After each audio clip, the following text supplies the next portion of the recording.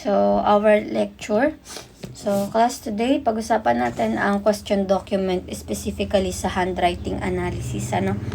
For chapter 3 pa din to. Ito na yung pinaka-last part.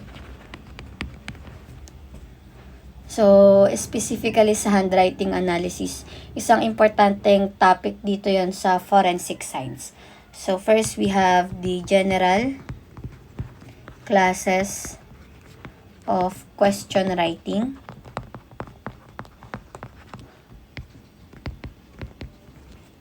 So, may dalawang types tayo dito, the forged or the simulated writing.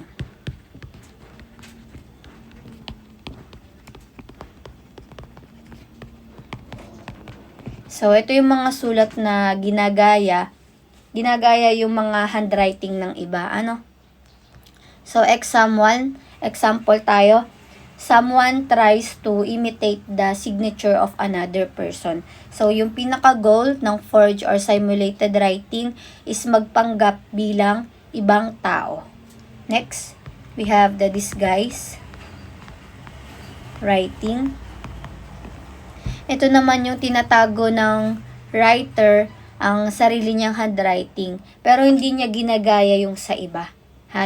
Tinatago niya lang yung sarili niyang handwriting. So, ang goal nito is para hindi siya makilala.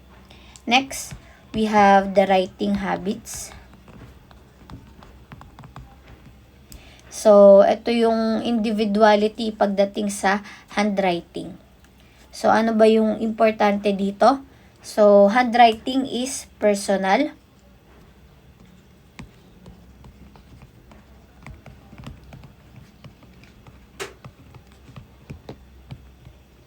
Handwriting is personal. So, parang fingerprint lang yan, no? Unique sa bawat tao. So, kahit magkapareho kayo ng tinuruan na style, magkakaiba pa rin yan, no? Magkakaiba kayo dahil, kumbaga sa fingerprint, may finger characteristic dito sa pagsusulat. Magkakaiba kayo ng sulat dahil yun sa muscle control, sa personality, sa pagpapractice nyo palagi, and even yung sa health. Kasi 'di ba may mga tinatawag nga tayong mga tremor, ayan. Kabilang yun doon. Next, tungo tayo sa general versus individual characteristic.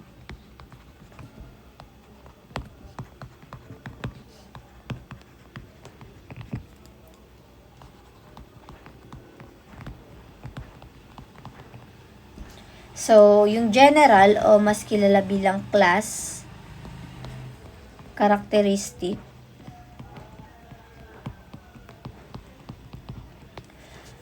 ito yung mga common sa maraming writers. For example, same writing system, no? Kunyari cursive lang talaga yung panulat nila. And same way of forming the basic letters. So, they know the value of identification. And next, we have the individual characteristic.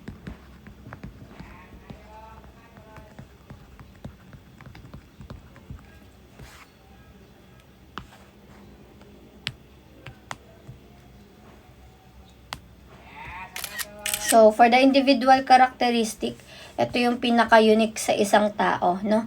So, dito tayo tumitingin sa forensic exam. So, ano ba yung mga example niyan? Yung slant ng letters. Kung may specific letter ka, tas laging nakaslant, no? Pwedeng yun yung maging unique sa'yo, no? Next, we have the pressure ng pen. Pressure ng pen. And kung gaano kakadiin magsulat. And next is the spacing, no?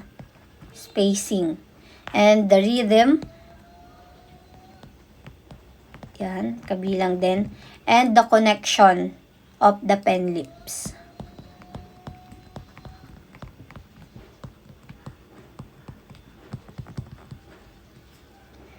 So, ito naman ay, kung yung isa, yung general, low value sa identification, ito namang individual or characteristic, high value to sa identification kasi ito yung mas tinitignan para ma-identify kung kaninong sulat talaga yun. And pang-apat, we have the important handwriting features.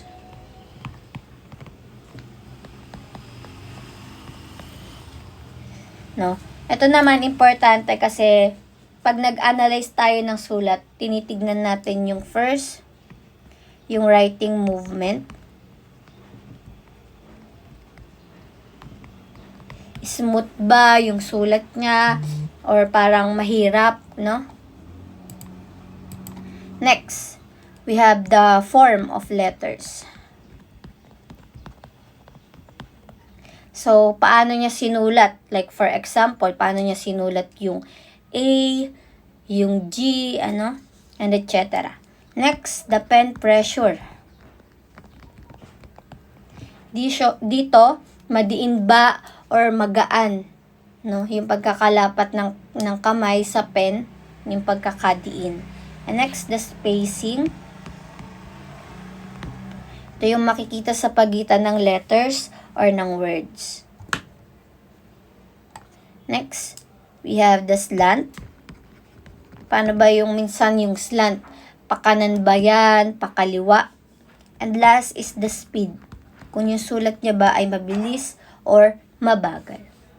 Next, punta tayo sa indication. Indication of speed in writing.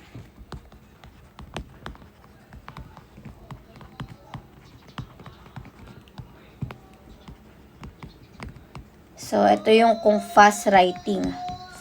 Kung fast writing, no? Or slow writing. So, in fast writing, smooth ba yan? Continuous ba yung strokes? Even yung mga rounded letters? Or minsan, kapag nagsusulat ng I, sablay ba yung dot sa I? Or kahit sa T, yung pag-cross, di ba? Minsan, namamali tayo pag nagko-cross tayo ng T. Kunyari sa I, nagsulat tayo na mabilis, nandito pa yung dot. Sa T, minsan, di ba, nandito pa yung pa-cross, no? Nagmumukhang ibang letter na. And next, sa fast writing, kapag pinasimple lang yung letters, siya na shortcut. Gaya nung lecture ko, minsan di ba, na sa sobrang bilis ko magsulat, nakakaligtaan na rin yung ibang letters na pinapa-ikse, no? And next, tumataas ang line or rising line. No, kunyari, ito lang yung baseline natin. Meron yan uso yan sa blackboard kapag pinagsusulat ka, di ba? Tumataas. Tumataas, like kunyari pangalan. Tumataas, Next, punta tayo sa slow writing. Sa slow writing, kabilang dito kung shaky or broken ba yung mga strokes na ginagawa mo kada letter. So, isa din ay very careful pagdating sa details sa slow writing. Binabagalan para pagandahin or maging maagos yung bawat detalyado ng bawat letter. And next, consistent pagdating sa dots and sa cross. Kung dito, ganun yung itsura dito sa slow writing, very consistent. Kung ano yung itsura ng cross, kung ano yung itsura ng dots sa I and sa T, no? And next, may pauses or may blobs or may ink stops. Kasi titigil ka talaga, mag-hesitate ka muna before ka magsulat. So, that is the slow writing. And last, narrow yung pagsusulat niya, narrow writing. Punta naman tayo sa types ng individual characteristic.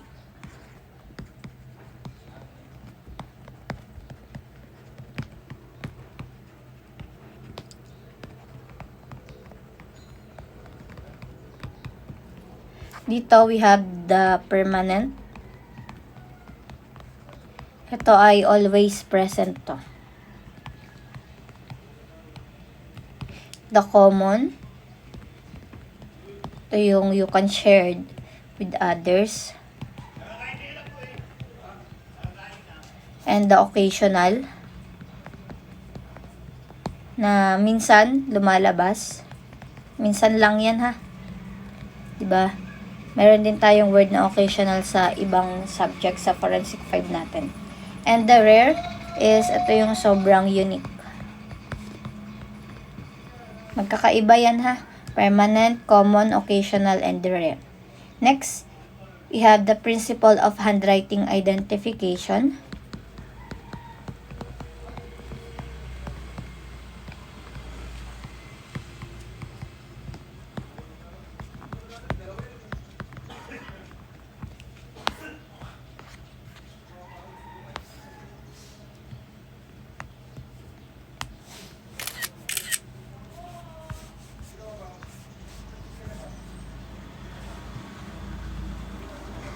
So, if maraming similarities sa individual characteristic at walang unexplained difference, posible na ang isang tao lang po yung sumulat nito, no? Pero if may difference na hindi ma-explain, so hindi sila parehong writer. Again, ulitin natin. If maraming similarities sa individual characteristic at wala namang ma-explain na pagkakaiba, so, pwedeng iisang tao lang yung sumulat nun. Pero kapag magkaiba and hindi rin ma-explain, no, hindi sila parehong writer. So, maaring 2 writers yung nandyan. And for the correct conclusion,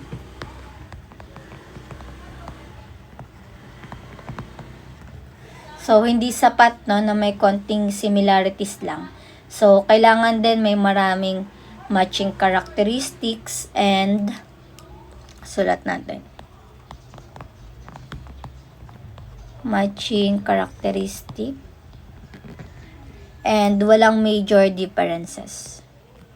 No major differences. Kasi kung i-ignore mo lang yung pagkakaiba, no, magkakamali ka ng conclusion. Baka meron tayong standard document and yung document, yung question document. So, pag pinagtugma mo yan, kapag may matching characteristic dyan, syempre, yung conclusion mo, isang tao lang yung sumulat niyan. Pero kapag magkaiba yan ng mga characteristic, it's either individual or general, ay may major na difference, no? Maaring dalawa yung sumulat niyan. Next is the process of examination.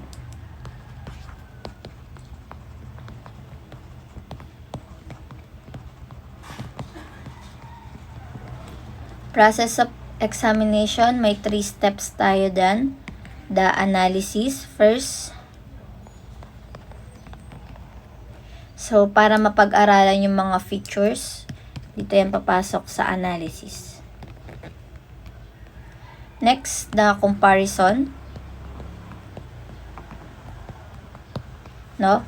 Pagtapat ng writings. And the evaluation, no? Para makapag-decide.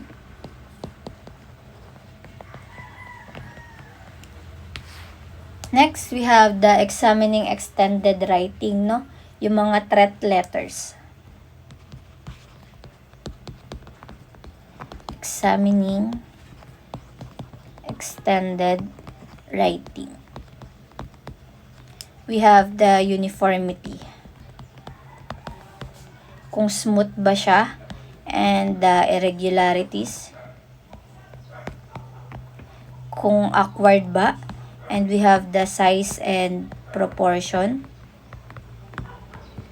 The alignment, kabilang din yan. Kung straight or paakyat or pababa. The spacing, the slant, and the letter formation. Next, we have the hand printing or yung mga block letters.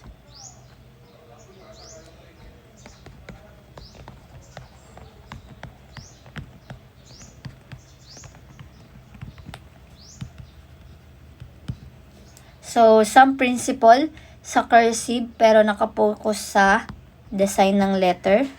Okay? Medyo nagloloko.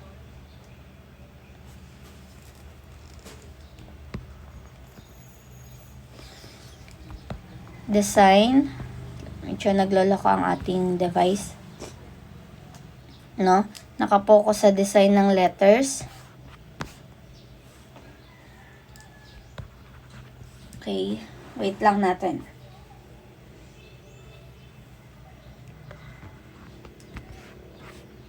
Design ng letters.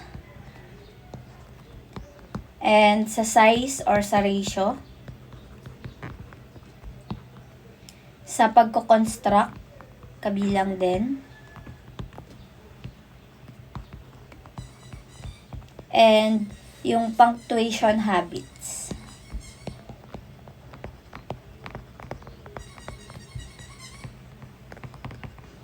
So, yung pinaka-top dito mga anak is yung handwriting or yung pagsusulat ay isa yung habit. So, at dahil habit siya, mahirap siyang baguhin lahat. So, kung nasanay ka na magsulat, is ganun na talaga yung sulat mo. Yun yung uniqueness ng sulat mo. So, kaya maaring hindi yan ma-disguise or ma-forge lang ng isang tao. So, lalabas at lalabas pa rin ang natural writing characteristic natin. So, yun lang naman for our last part ng chapter 3 sa forensic for the question document.